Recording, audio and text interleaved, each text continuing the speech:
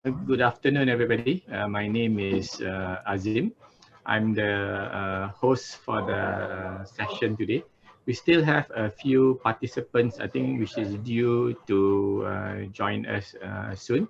However, since we are recording the session, I would like to continue with our agenda today for those of you who's here on time. So, the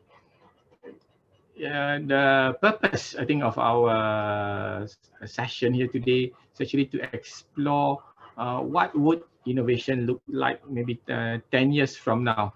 What is interesting about today is this Alpha Catalyst 20th anniversary. So over the past 20 years, we've been doing a lot of work on innovation and transformation, especially in the last decade, last 10 years, we've seen a lot of innovation activities going on very actively. And over the past few years, we've seen so many fads come and go every year. There's a new methodology, a new method, etc. And we've seen so many new innovative companies thriving, and we see many who has crashed and burned as well.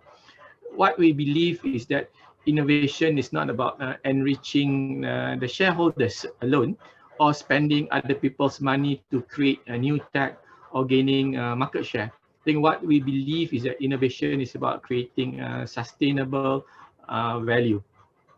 So our purpose of today's session is to explore what the future might hold in the next decade from two perspectives. I think the first perspective is from an exponential government perspective. So Suraya will be sharing her experience working at the policy level, innovation, and at innovation at the country level, because she's done a lot of work together with Nesta and different governments across Southeast Asia.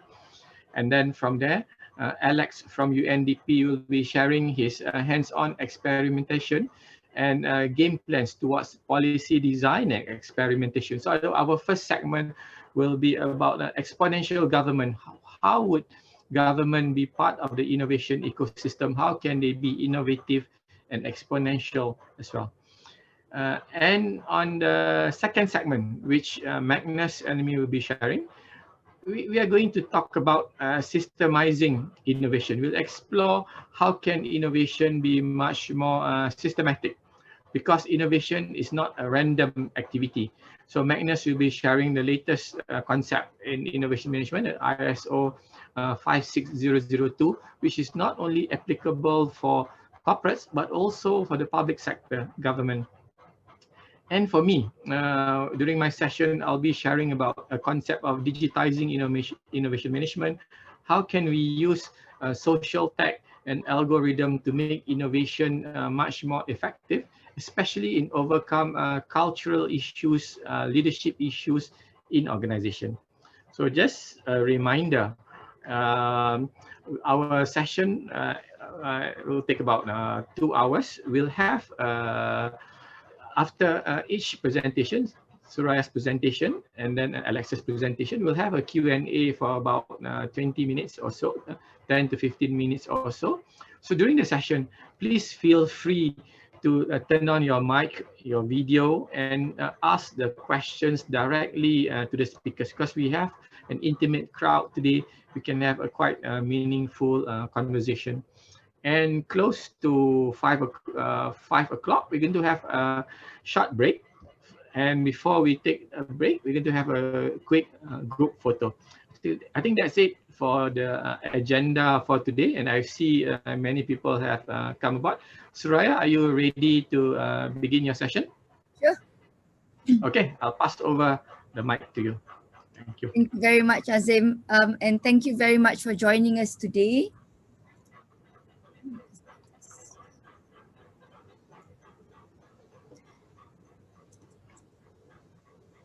Right.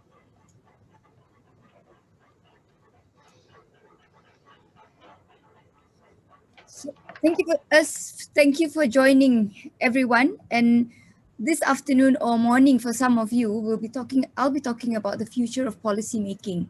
So as Azim mentioned, Alpha Catalyst has been extremely fortunate to have been given the opportunity to work on several policy-related projects over the past 10 years. We've delved into the country's innovation strategies, to education and to healthcare policies also within the country. And we've also been very privileged to have worked together with Nesta in the UK to examine the ecosystem within ASEAN, while zooming in to study what are the competencies required for policymakers.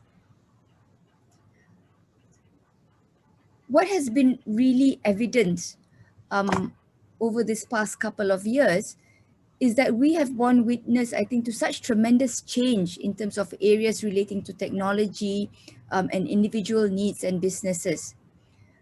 I think we've reached that sort of inflection point already where change is very rapid.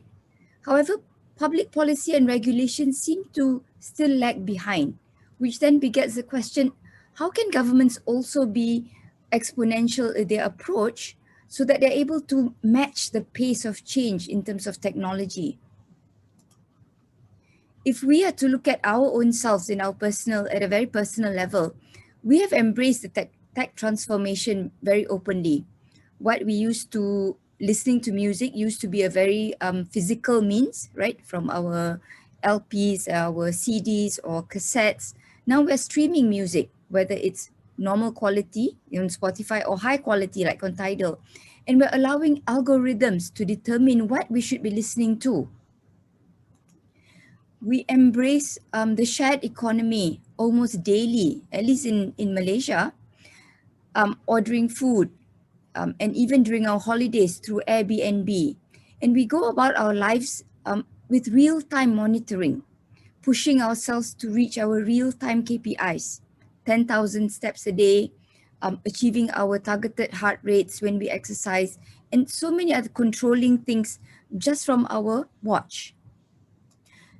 If we were to cross over and look at how regulation is behaving and how they are approaching this change, right?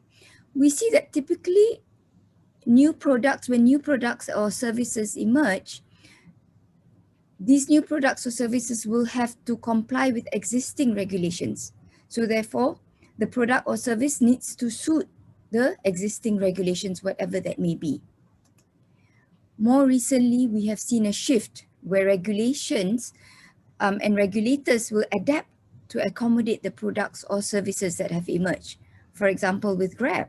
So with Grab, they didn't have any existing regulations which could govern it.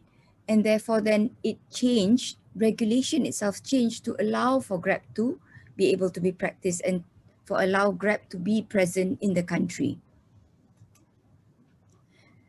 Less often heard is when products have not arrived into the market or are very nascent within the market, regulation will proactively change to invite or to spur the growth of these sectors, right?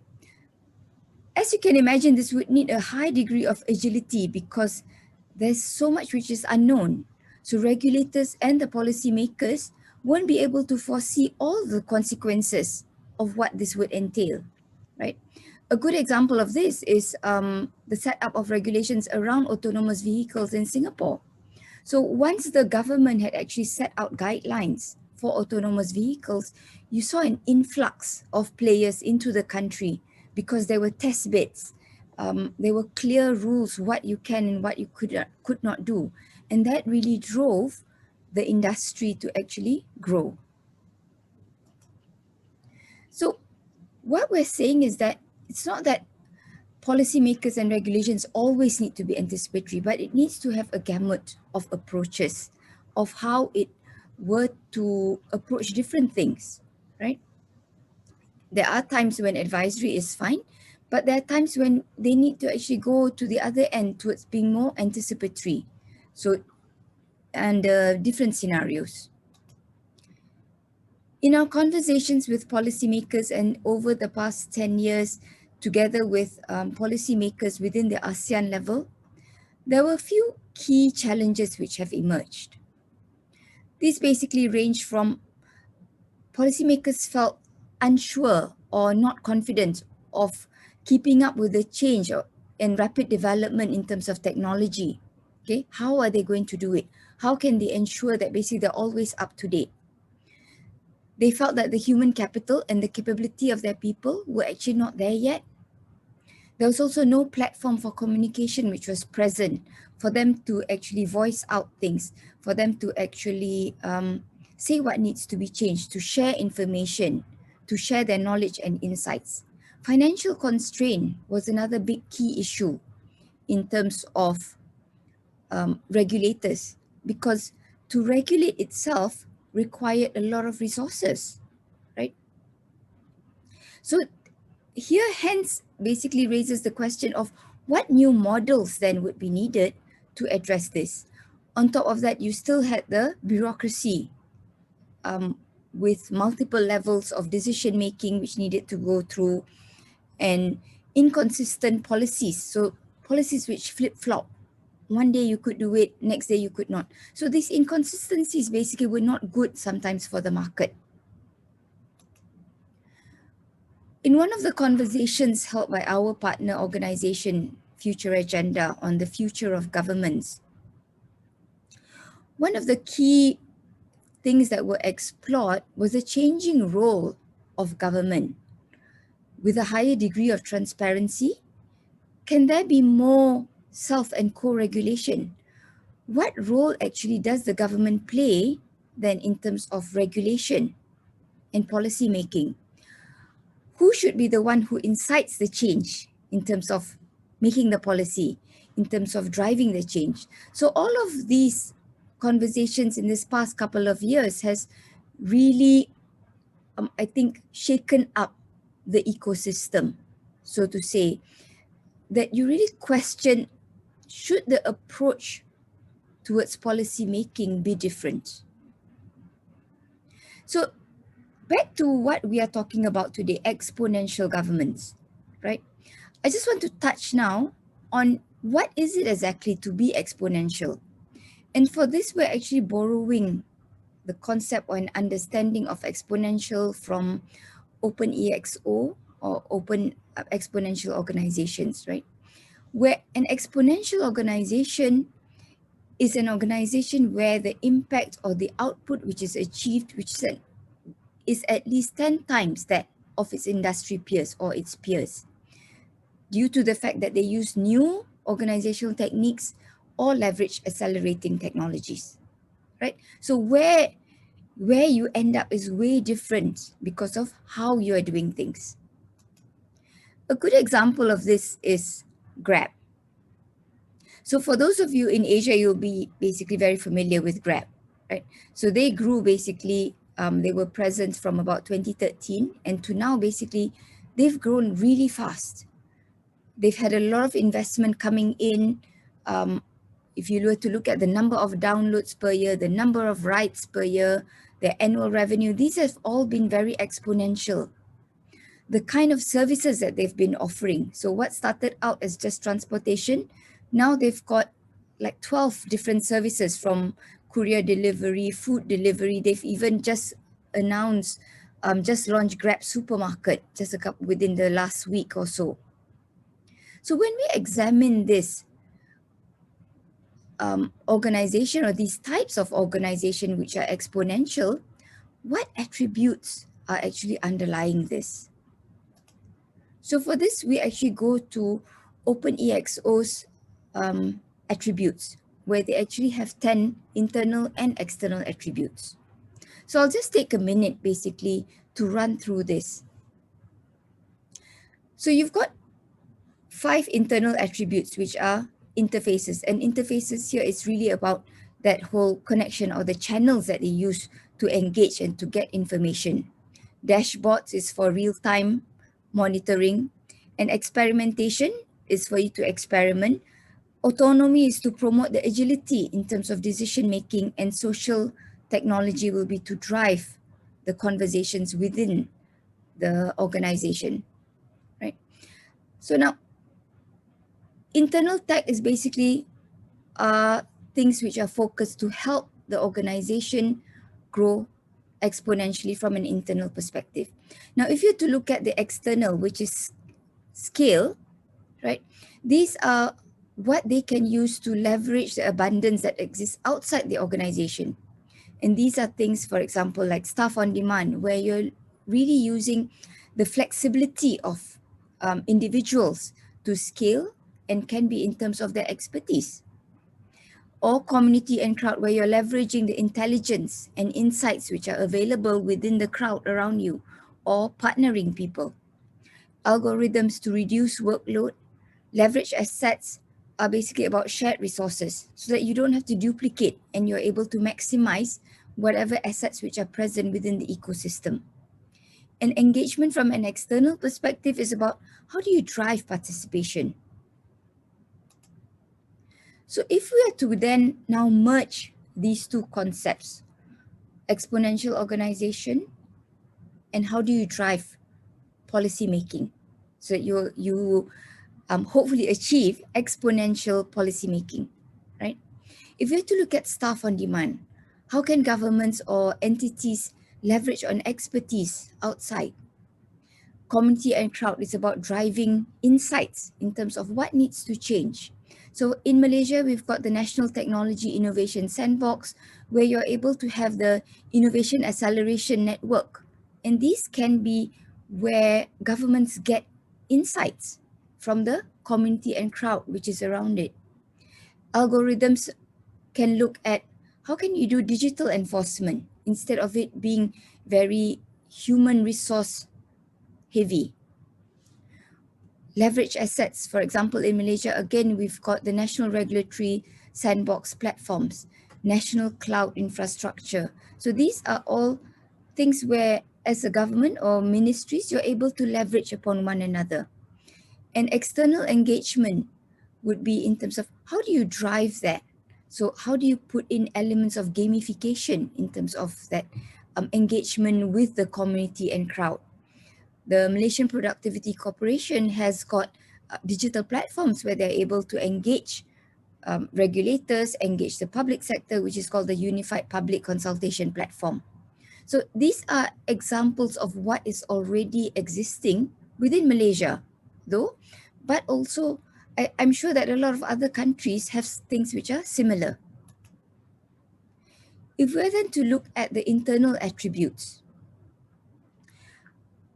how can open data and APIs with other organizations drive those interface, drive the scalability of initiatives within an entity, right? A government entity, or with dashboards, and you can have real-time monitoring. Experimentation, we've seen that in, for example, Bank Negara financial sandbox, or policy experimentation within an entity again. And for autonomy, what we see is required is the mandate for decisions to be made at multiple levels, right? So that you don't have leaders who are micromanaging things. And social technologies will be to look at what collaborative platforms would government entities be able to leverage upon so that you have this more open and flat communication within the organization. So I just want to share a little bit in terms of Futurize is a government-related agency, which is the owner or the keeper of the National Regulatory Sandbox in Malaysia. And here we can see that they use a digital platform which has multiple touch points in terms of the exponential sphere, right? So you're able to see, if you to see the screen, you can see that you can put all in one place information relating to whatever regulations that you're trying to draft, that you're having a better look at, so that you've got policymakers who are on the same page, who have access to knowledge at their fingertips. More than that, basically, platforms like this are able to touch multiple areas. For example, like staff on demand, you're able to bring in and call in expertise to give their expert opinions. You're able to open out for solutions towards your community, leverage the assets, engage the whole community. But also then you're able to monitor things. So from an internal perspective, you're able to monitor what is moving, how are people making decisions, how can we give more autonomy within the organization. So in one of our works together with Nesta, they had developed a model for competencies for the public problem solving pattern. So this really looked at three main areas in terms of learning, accelerated learning, in terms of leading the change, and in terms of collaboration. What were the core skills which were required basically over here? So for example, like prototyping, data literacy, having a systems thinking. So you're really looking at things from a more holistic perspective, or how you actually lead change and collaborate with each other, for example, in terms of networking and really facilitating that. But key here, what I want to focus on is what are the key attitudes which are required by the policymakers? And that's really in terms of being more agile in terms from a mindset, curious, reflective, courageous, imaginative, and outcome focused and action oriented. So these are key things which maybe we want to look at when we're developing our policymakers or choosing people who have to be part of the team which are looking at the policy change. So final takeaway for this in terms from a policymaker's perspective, there are four key things that we should be looking at. One, to move forward, we need to give the people the mandate. And the people here would be the team who are in charge of the policy change, right? Let them have clear objectives, tangible outcomes and intangible outcomes, and things that are measurable. Look at the manpower perspective in terms of capability, in terms of how you empower them, okay? And really look at the on-demand manpower in terms of expertise. Because sometimes when you are looking at policy and doing again policy change, you need expertise within a very narrow area to look at certain aspects of it. Looking at the machinery again. So this really looks at the process and who is the one who is going to do it or to champion it. So looking at what collaborations are possible. How do you leverage on open innovation? What kind of assets are you able to leverage on which are already within the ecosystem? And having clear measures. So how do you have real-time analytics, dashboards, algorithms, tangible and intangible measures? I think this last thing about having intangible measures are also very important because sometimes there are things which are creating value but which is not clearly measurable. So that's all from me. For now, my email in terms of if anybody wants to contact in terms for other things. Thank you very much.